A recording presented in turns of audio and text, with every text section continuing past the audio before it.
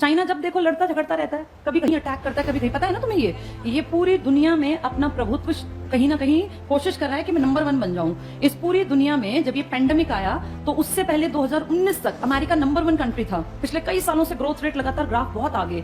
अब इस चाइना को अमेरिका को पीछे करना था।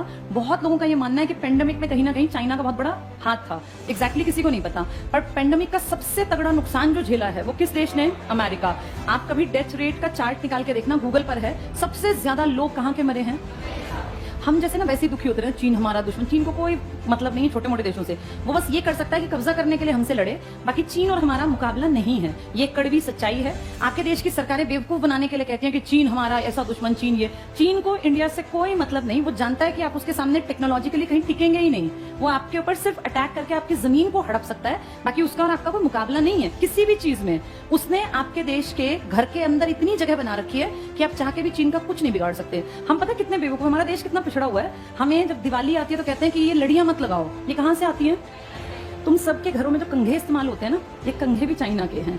तुम जो ये जितनी चीजें, कपड़े तो हैं ही, कपड़ों के अलावा भी मतलब जितने तुम्हारे घर के सामान है ना, इन सामानों का 80-90% हिस्सा चाइना से आता है। तुम कोई ब्रांडेड सामान की बात नहीं कर रही हूं मैं। कंघा कितनी छोटी चीज है ना, देश में जितने कंघे लगभग आ रहे हैं ना, ये सब चाइना से आ रहे हैं। कहां कहां से बाइकआउट करोगे? एक वो लड़ियां हटाने से तुम्हारा काम चल गया। तुम जितने ब्रांड की चीजें इस्तेमाल करते हो, बिना ब्रांड की लगभग चीजें चाइना से आती हैं। ब्रांडेड तो चलो अमेरिकी हैं, यूरोपियन हैं। कपड़े देखो, जूते देखो, कोई भी चीज उठा के देख लो, जो ये जॉकी है, मोंटे कार्लो है, इनमें से इंडियन कौन है? सब विदेशी हैं। आपके जितने जूते हैं वो तो चलो बड़े ब्रांड हैं। मैं छोटी बातें कर रही हूँ। जो आजकल ये बेडशीट्स आ रही है ना, पहले हम बड़े शान से कहते थे कि हमारे देश में पानीपत एक ऐसा शहर है जिसको बुनकर नगरी कहते हैं। पानीपत की सच्चाई तुम जानते हो, सब काम फ्लॉप है, सब बंद पड़ा है। पानीपत में कोई बुनकर नहीं है आज की डेट में। सारे का सारा माल कहां से आ रहा है? ये सारी बेडशीट्स जो है ना चाइना से आती हैं, जो पानीपत से आगे जाती हैं। और हमें लगता है कि भैया हम तो पानीपत से बेडशीट ले आए, सब चाइना का माल है। हर जगह चाइना है। किसी मॉल में जाते हो, आप देखते हो लिखा होता है स्टोर 99।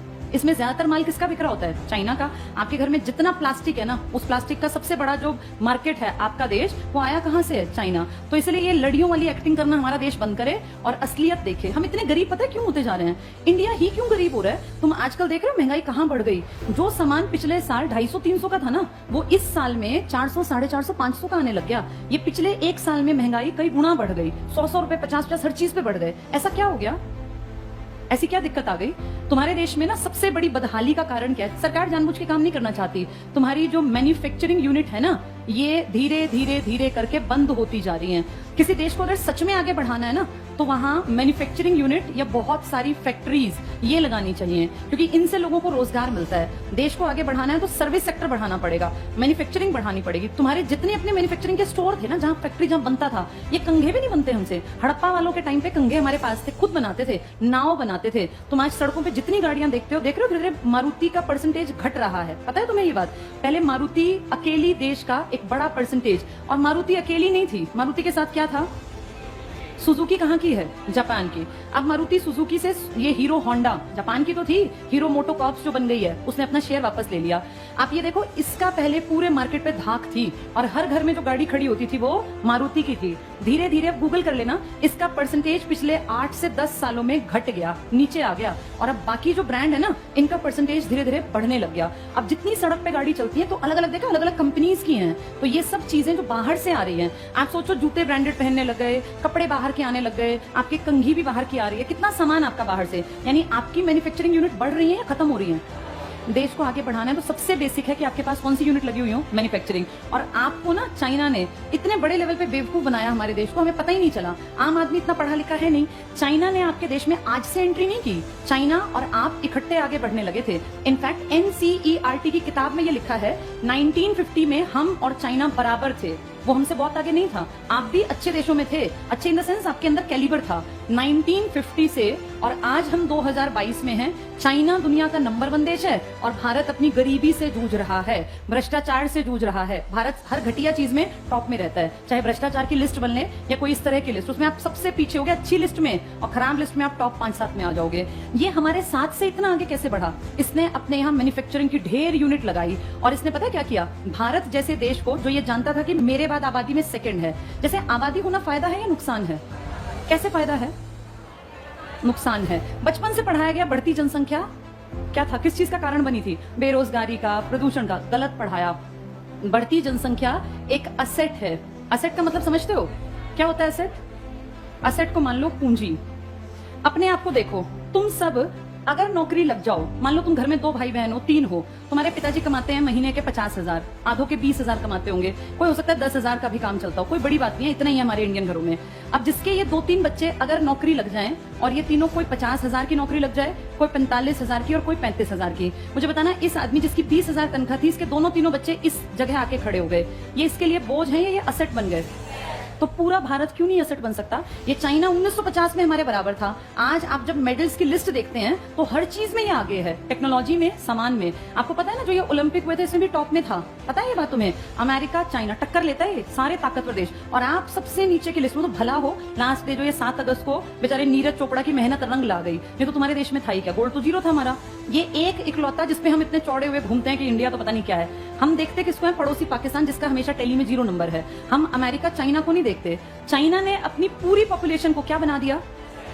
इसने ये सोचा जब जनसंख्या ज्यादा है ना, तो हर एक आदमी कीमती होना चाहिए। मेरा हर इंसान जो इस देश में, या तो वो खेल में निकल जाए, या वो प्रोडक्शन में आगे निकल जाए, मैन्युफैक्चरिंग यूनिट में, या वो बिजनेस कर ले, या वो अच्छी नौकरी कर ले। हमने क्या सोचा? बचपन से मुझे याद है हमेशा पढ़ाया गया, बढ़ती जनसंख्या एक अभिशाप है, बढ़ती जनसंख्या से बेरोजगारी बढ़ती है। यही पढ़ा ना, बचपन से दिमाग में ठूस दिया कि बढ़ती जनसंख्या बोझ है। चाइना ने अपने हर बच्चे को सिखाया कि हर किसी को असेट बनना है। जो हमारे साथ, तुम्हारे साथ जो बच्चे बड़े हुए ना, वो चाइना में तो पॉजिटिव चीजें सोच के बड़े हुए, और हमारी पीढ़ी ये सोच के कि बढ़ती जनसंख्या, बढ़ती जनसंख्या, तभी तुम पीछे रह गए। इस चाइना ने प्रोडक्शन यूनिट लगा के अपनी मैन्युफैक्चरिंग, और आपके देश को देखा कि ये सबसे ज्यादा बेवकूफ हैं और ये सबसे बड़े कंज्यूमर हैं। क्योंकि अगर आपके यहाँ कंघी बिकने लग गई तो एक परिवार में अमूमन 2 से 3 कंघे तो रखता ही है हर आदमी। आपका देश है 150 करोड़ का, तो आप सोचो हर परिवार में कितने परिवार होंगे, और वो सब कंघी। कंघी बकवास बात होती है, लेकिन इसके पास करोड़ों रुपए गए ना आपके, और किस चीज के लिए? जिसकी कोई वैल्यू नहीं। इसने आपके देश को डंपिंग का बाजार बना लिया। डंपिंग का मतलब होता है, इकोनॉमिक्स में एक टर्म है। शुरू में इसने आपके देश में कदम कैसे जमाए? आपके यहाँ एक पॉलिसी आई थी एलपीजी, लिबरलाइजेशन, प्राइवेटाइजेशन, ग्लोबलाइजेशन। शुरू में ना आपके उद्योग धंधे बहुत खराब थे, मतलब बहुत ही निचले स्तर के, कोई ब्रांड हमारे यहाँ नहीं था, और हर चीज बकवास थी। हमने 40 साल वेट किया, 1947 से 1990 आ गया। तो ये सोचो 40 साल कि शायद इंडियन सुधर जाएं, कुछ अच्छा प्रोडक्ट बना ले। अच्छा नहीं सुधरे, बकवास जूते, बकवास कपड़े, हर चीज बकवास। फिर 1991 में हमारे ऊपर प्रेशर आया पूरी दुनिया में, WTO का, वर्ल्ड ट्रेड ऑर्गेनाइजेशन का। इसने कहा भाई दुनिया बदल रही है, मार्केट खुला छोड़ दो, जिस देश को जहां सामान बेचना है बेचो। हम भी इसके मेंबर थे, हमारे ऊपर भी प्रेशर आया, और फिर हमने अपने लोगों को कहा देखो भाई, अब दुनिया के लोग आएंगे यहाँ कपड़े बेचने, जूते बेचने, तुम में काबिलियत हो तो तुम्हारा सामान बिकेगा, नहीं तो बंद होगा, सुधार लो। एक आधा साल और दिया, लेकिन हमारे इंडियन प्रोड्यूसर्स ने कोई ध्यान नहीं दिया, और देखते देखते हमारे मार्केट में किन लोगों की एंट्री हो गई? China, America, European country, Australia, Germany, Britain. और जब इनका सामान आया ना, तो इनके सामान की क्वालिटी बहुत हाई थी और आपके सामान की क्वालिटी बिल्कुल बेकार। तो अब जो अच्छा, इन्होंने एक चालाकी और की, इन्होंने अपने सामान की उस टाइम कीमत क्या रखी? बहुत। इन्होंने सोच लिया कि हमें नुकसान हो जाए, लेकिन इन इंडियंस को हमारे सामान की आदत पड़नी चाहिए। एक बार ये आदी बन गए ना, फिर ये हमारे ग्राहक हैं जिंदगी भर, और इनके अपने बिजनेस फ्लॉप हुए तो हमारा ही सामान बिकेगा। आबादी बहुत बड़ी है। अब सोचो अमेरिका किसी 50 लाख की आबादी वाले देश में बिजनेस करे तो उसका कितना बिजनेस चलेगा? सब खरीदे तब भी कुछ नहीं बिकेगा। आपके देश में अमेरिका का कोई सामान बिकने लगे तो आप कितने करोड़ प्लस लेके बैठे हैं? अब 150 करोड़। अगर अमेरिका को 1-2 साल, जियो की तुम्हें ट्रिक समझ में आती है? जियो ने क्या किया पता चला तुम्हें? क्या किया जियो ने? पहले सस्ता, फ्री, पहले सबसे पहले फ्री से क्या हो गई? लोगों को आदत पड़ गई। पहले कभी किसी गरीब आदमी के दिमाग में भी नहीं था कि मोबाइल लूंगा। इस फ्री ने उस गरीब को ग्राहक बनाया। जैसे पहले वो जाल में फंस गया, अब उसको इतने दिन तक फ्री दिया कि उसको हैबिट पड़ जाए कि मुझे गूगल तो छोड़ो, ये क्या है, ये सोशल साइट्स की भैया, व्हाट्सएप, टिकटॉक, खासकर ये सब चीजें, फेसबुक, और अब ये सब इतनी आदत पड़ गई कि अब वो ग्राहक हैं। आज इंडिया में लगभग हर किसी के हाथ में मोबाइल है।